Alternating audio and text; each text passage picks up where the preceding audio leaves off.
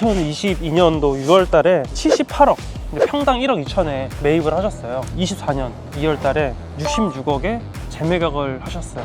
단순하게 12억 정도를 손해를 보고 매각을 하신 거죠. 네. 급매성으로 좀 팔지 않으셨나? 네. 아, 여기는 아직 좀 많이 주택가네요. 이게 150m 정도 소요되는 거리긴 한데 네. 이 도로에서부터 음. 상권이 아예 단절된 느낌? 아직까지 여기로 좀 확장되기는 쉽지 않아 보이고 네. 또 그 이유 중에 하나가 이런 상가주택 건물이나 근생 건물들은 괜찮은데 이 신축 건물들이 또 많이 보이거든요. 주택형 건물들이. 이런 경우는 상권이 확장되는데 좀 많은 제한이 있기는 해요.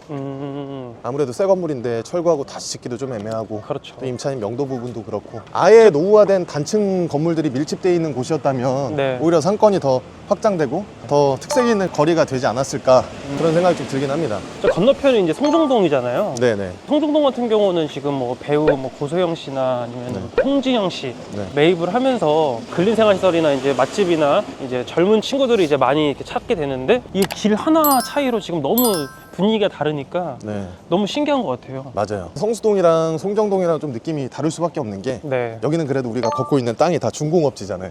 그쵸. 저기는 또 일반 주거 지역이거든요. 네, 그렇죠. 그래서 신축함에 있어서의 땅의 효용성 자체가 좀 다르고, 저 송정동에 맞닿아 있는 저 북쪽 블럭 자체가 네. 다 천으로 둘러싸여 있거든요. 그렇기 때문에 상권이 확장되는 데는 어느 정도 한계가 있을 수밖에 없는 상황입니다. 와, 이런 공장들이 성수동인데 아직도 이렇게 남아있어요. 광나루로 대로변인데, 네. 이 대로변에 저런 사업들이 되게 많이 지어져 있어요, 최근에도. 네네. 근데 한 3층, 4층부터는 이 중랑천 뷰가 보이거든요. 네. 횡단보도 하나 건너면 또 산책할 수 있는 공원도 조성이 되어 있고, 네. 지하철역과의 거리도 그리 멀지 않고, 음. 그래서 사옥으로 쓰시기에는 아주 좋은 자리가 아닌가 라는 좀 생각이 들고요. 중공업지다 보니까 건물도 아주 높게 네. 400%잘 활용해가지고 지어져 있는 형태를 확인을 할 수 있는 것 이 같습니다. 건물도 보니까 층고가 되게 높네요. 그렇죠. 성수동은 층고 무조건 높게 빼야 됩니다. 네. 음. 광나루로 이 대로변 쪽으로 이렇게 사옥들이 개방감 있게 잘 지어진 것들이 되게 많은 것 같아요. 아, 그리고 저 건물 제가 그때 말씀드렸던 거 기억나시죠? 아, 저 코너에 있는 이제 건물.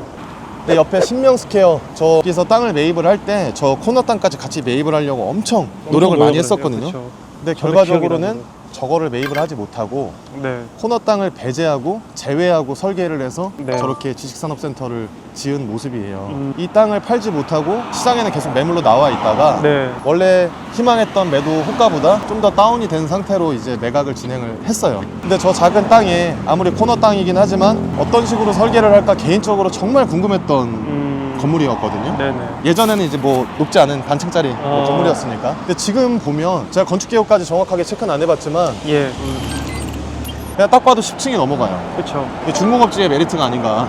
맞아요. 개인적으로는 어떤 회사가 들어오고 어떻게 임대를 맞추고 그리고 주차 공간을 어떻게 뺐고 이런 것들이 좀 궁금해서 나중에 한번 확인해 보면 좋을 것 또 같습니다. 중고업 지역의 매력이 또 일조권 사서는 안 받잖아요. 그렇죠. 네. 그래서 이렇게 딱 붙어 있기도 하고요. 완전 뭐 정사각형으로 딱 건물이 너무 예쁘게 올라갔고, 맞습니다. 저거를 매입하신 분은 정말 부럽습니다. 그러니까요. 저기도 중랑천 뷰가 아주 그냥 멋들어지게 보일 것 같아요. 그냥 근무만 하는 게 아니라 많은 아이디어가 샘솟을 것 같은 그런 느낌이 좀 그러니까요. 들거든요. 그리고 테라스도 이렇게 전면에 다 빼놨기 때문에 설계를 일상적으로 그렇게 하신 것 같아요. 중랑천이 보일 수 있게끔. 네. 이 광나루로 대로변에 있는 땅들도 눈여겨보면 좋을 것 같습니다. 아주 신축 모범 사례가 아닌가. 아, 그러니까요. 작은 땅에 높은 건물. 그러니까요. 저 코너에 아주 잘 지어진 건물인 것 같습니다. 저희가 이 사례 북성수 상권도 보고 입지적으로도 보고 지역적으로도 보고 이 두 번째 건물 같은 경우에 전 일전에 사실 한 3번, 4번 정도 왔었던 건물이에요. 아. 밤에도 왔었고 낮에도 네. 왔었고 해서 익숙한 건물인데 두 번째 사례로 손해를 보고 매각을 하게 된 좀 아쉬운 사례, 바로 이 건물입니다. 기존에 왔었을 때랑 크게 달라진 점은 없는 것 같고 임차인만 좀 바뀐 것 같아요. 그러네요. 예. 1층이 좀 가려졌어요. 네. 기존에는 오픈이 돼 있었는데, 그래서 이게 건물이 신축을 하냐 대수선을 하냐의 이슈가 좀 많이 있었던 건물인데 맞아요. 상대적으로 좀 조용합니다. 어떤 물건이었는지 간단하게 좀 소개 좀 해주시겠어요? 이게 이제 2022년도 6월 달에 78억, 평당 1억 2천에 매입을 하셨어요. 근데 제가 봤을 때 당시에 좀 비싼 금액에 좀 매입을 하셨던 것 같아요. 그리고 나서 24년 2월 달에 66억에 재매각을 하셨어요. 단순하게 12억 정도를 손해를 보고 매각을 하신 거죠. 네. 제가 봤을 때 이제 그때 당시에는 금리 같은 게 좀 많이 올라갔잖아요. 네. 대출금리가 많이 올라가다 보니까 이제 매도자께서 좀 많이 부담이 되셨던 것 같아요. 네네. 자세한 속사정을 말씀을 해주시진 않지만 네네. 그러니까 저희가 봤을 때는 좀 그렇게 판단이 돼서 네. 좀 급하게 좀 급매성으로 좀 팔지 않으셨나 네. 라는 생각이 들어서 너무 아쉬운 사례인 거죠. 투자를 한다는 것 자체가 네. 손해를 볼 생각으로 하는 것이 아닐 텐데 그렇죠. 좀 손해를 보고 매각을 하게 된 사례를 보면서 또 느껴지는 바가 많이 있는 것 같아요. 해당 건물 같은 경우도 지금 대지는 한 64평 정도 되고 네네. 건물은 한 177평 정도 돼요. 네. 그래서 이것도 아까 저희가 봤던 건물이랑 똑같이 지하 1층부터 4층 건물이고요. 네. 매입을 하셨을 때 네. 한 임차인이 통으로 임대를 하고 있었어요. 네. 통임대. 네, 2억에 2천만 원이어서 수익률 자체도 나쁘지는 않은 건물이었죠. 근데 어쨌든 66억에 재매각을 하셨을 당시에는 네. 임차인이 근데 퇴거를 하기로 약정이 되어 있는 상태에서 매각이 돼서 사시는 분 입장에서는 다시 임대를 맞춰야 된다는 약간 부담감은 있었죠. 네. 근데 그러셨겠어요. 네, 다행히도 지금 뭐 얼마 정도의 임대가 들어와 있는지 모르지만 지금 업체가 지금 들어와 있긴 하네요. 네. 사무실 임대 맞추기는 뭐 크게 무리가 있는 지역은 아니니까 네, 임대료 수준의 문제인 거지 그쵸. 임대를 못 맞출 정도의 입지와 건물 컨디션은 아니다 이렇게 좀 생각이 되고요. 네. 그리고 무엇보다 건물이 전면에 이렇게 주차 공간이 확보가 돼 있는 게 되게 좋잖아요. 아, 전 너무 좋죠. 네. 뭐 맞아요. 기계식으로 들어가지 않고 네, 이 전면에 주차를 할 수 있다는 것도 상당히 좀 장점인 것 같고 네, 이 매각하신 분 입장에서는 손해를 봤지만 네. 그래도 매입하신 분 입장에서는 잘 매입하신 사례가 아닌가 개인적으로 좀 이런 생각이 들고요. 이게 도로 조건도 그렇고 나쁘지 않아요. 근데 아직까지는 상권이 이 뻗쳐 있는 라인은 아니고 그쵸. 조금 조용하거든요. 그리고 맞은편에 또 보시면 스테인레스 가공, 판매, 이 금속, 이 넓은 공터 같이 이런 창고들이 있고요. 근데 이것도 좀, 나중에 개발이 된다라고 하면 동네 분위기가 또 많이 바뀌지 않을까 네, 많이 바뀔 그런 것 생각이 같아요. 들고요. 그 진짜 중공업지의 매력이 진짜 끝이 없는 것 같아요. 저 건물도 신축하는 거 보세요. 와, 정말. 근데 상권이 아직까지는 맞닿아 있는 라인이 아니라서 다 주택가잖아, 사실. 여기도 언젠가는 제가 봤을 때 남쪽 성수처럼 네. 좀 바뀌지 않을까. 네. 긍정적으로 저는 보고 네, 있습니다. 그래도 다가구 주택이 근데 너무 많아서 사실 좀 시간이 오래 걸릴 것 같긴 한데 팀장님이 보셨을 때는 저희가 이제 건물 2개를 좀 봤는데 네네. 좀 어떻게 좀 생각을 하세요? 진짜 생각이 많아지는 것 같아요. 근데 지금 너무 추워가지고 네. 따뜻하게 커피 마시면서 네. 깊게 소통하면 어떨까 싶은데 아, 너무 좋습니다. 커피 제가 대접하겠습니다. 아, 너무 네. 좋습니다. 같이 가시죠. 가시죠. 네. 지금 요즘 많은 분들이 네. 남성수를 많이들 가시잖아요. 네네. 근데 저희가 많이 가지 않는 이제 북성수 쪽을 와서 한번 쭉 둘러보고 잘된 사례와 아쉬운 사례를 이렇게 쭉 봤는데 저도 되게 오랜만에 와갖고 좀 많이 색다르고 많은 걸 느꼈어요. 네. 그래서 팀장님도 좀 오랜만에 오셨을 것 같은데 네. 여기 북성수 오늘 쭉 둘러보시면서 좀 어떠셨는지 네. 좀 궁금해서 좀 어떠셨어요? 저는 사실 성수동을 자주 와요. 네. 주로 오는 지역은 아무래도 이 성수동 남쪽 영구장길 그쵸. 라인이나 뚝섬역 네. 주변을 자주 가긴 하는데 네.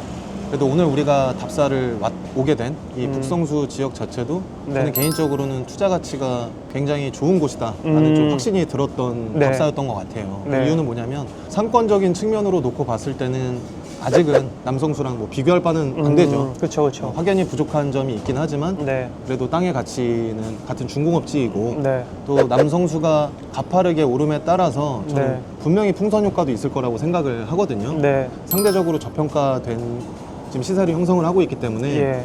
일반 호가보다 어느 정도 안전 마진이 확보된 그런 물건이라면 네. 우리가 적극적으로 한번 검토를 할 필요가 있겠다. 네네. 좀 이런 생각이 들었고요. 또 군데군데 사실 새로 지어진 건물들도 되게 많고 되게 그쵸. 트렌디하고 힙한 맞아요. 건물들도 되게 많더라고요. 네. 직접 사옥으로 쓰시거나 아니면 이 장기적으로 중장기적으로 투자 목적으로 매입하시는 분들이라면 한번 꼭 검토해 보시면 좋을 것 같다 이렇게 생각이 들었습니다. 다만 네. 도로 조건이 너무 안 좋거나 네. 이 지하철역이랑 너무 멀거나 한 곳은 우선적으로 검토할 필요는 없을 것 같아요. 아무리 급매여도. 그렇죠. 오늘 우리가 사례를 2가지를 봤지만 네. 물건 2개를 보면서도 굉장히 많은 생각이 들었거든요. 네. 그 첫 번째 성공 사례라고 불리웠던 물건이랑 네. 두 번째 손해를 보고 매각한 사례랑 이 차이점이 무엇일까? 네. 이걸 통해서 우리가 뭘 느낄 수 있고 앞으로 어떻게 이 부동산을 바라봐야 될 것인가에 대해서 좀 고민을 해봤어요. 근데 어찌됐든 우리가 안전 마진이 확보된 물건을 우선적으로 검토를 해야겠다. 이거를 첫 번째로 느끼게 됐고 네. 그러니까 취득하고 나서 끝이 아니라 보유하면서도 이 스트레스가 좀 덜한 임대료가 어느 정도 받쳐주는 네. 그런 형태의 건물을 매입하는 게 더 좋겠다 이런 아. 생각도 들었고 또 매각까지도 생각을 하고 취득을 해야겠다. 그러니까 단순히 취득만에 초점을 두는 게 아니라 네. 취득, 보유 매각, 이 3단계가 확실했을 때 적극적으로 검토를 하고 네. 매수를 할 수 있겠다. 네. 뭐 이런 생각이 좀 들었던 것 같아요. 근데 다만 이제 실패했던 사례를 놓고 보면 취득 당시에 일단 안전마진이 확보가 안 됐던 것 같고요. 그쵸. 당시에 좀 높은 당시에, 금액으로 매입을 그렇죠. 했죠. 당시에 워낙 불장이었고 뭐 네. 건물 스펙도 나쁘진 않았는데 지나고 나서 우리가 답을 아는 상태에서 봤을 땐 어찌됐든 손해를 보고 매각을 네. 한 거잖아요. 그쵸. 그렇게 따져보면 최대한 좀 보수적으로 접근할 필요가 있겠다. 네. 그런 점들도 느끼게 됐고요. 남성수랑 북성수랑 확연하게 상권의 차이는 있지만 같은 성수동이고 이 북성수 같은 경우에는 권장 업종에 따른 이런 뭐 취득세 감면 혜택이나 네. 용적률 인센티브나 이런 것들이 또 많이 있다 보니까 앞으로도 많은 기업들이 유입이 될 거라고 좀 생각을 하고 있습니다. 건물 매입할 때 성공 사례와 실패 사례를 우리가 두 가지를 보면서 많은 것을 느낄 수 있는 그런 현장 답사였는데 이 투자자분들께서는 이 매입하는 거에만 초점을 두는 것이 아니라 우리가 보유를 하고 나중에 매각까지 하는 그런 청사진이 명확했을 때 좀 더 안정적이고 신중하고 보수적으로 접근을 하자라는 교훈을 얻을 수 있었던 그런 네. 답사가 아닌가 싶고요. 네. 이 오늘 영상을 통해서 시청하시는 분들도 성수동 투자에 어느 정도 관심이 있으신 분이라면 참고하셔서 도움이 되셨으면 좋겠습니다. 오늘 영상은 여기까지 하겠습니다. 네, 감사합니다. 감사합니다.